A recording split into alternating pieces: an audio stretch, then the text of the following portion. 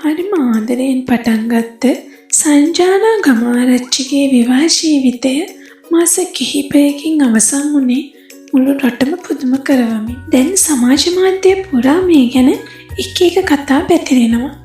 විශේෂයෙන්ම ඇගේ සැමියාගේ පුද්ගලික රුචිකත්වය සහ අනන්‍යතාවය ගැන විවිධ චෝදනා එල්ල වෙනවා අපිට දකින්න ලැබෙනවා.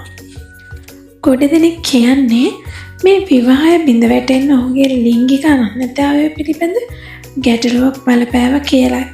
ඒත් මේ කිසිම දෙයක් සචාන හෝ ඔහුගේ සැමියා නිල වශයෙන් තහවුරු කරලා නැහැ. මේවා හුදෙක් සමාජ මාධ්‍ය තුල පැතිරෙන කටකතා පමණක් වෙන්න පුළුවන්.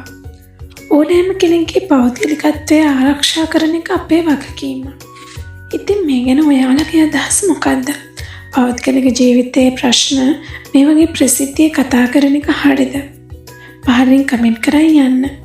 ඒ වගේම තව වීඩියෝ එකක් දාපු ගමන් නරඹන්න අපේ channel එක subscribe කරලා තියාගන්න.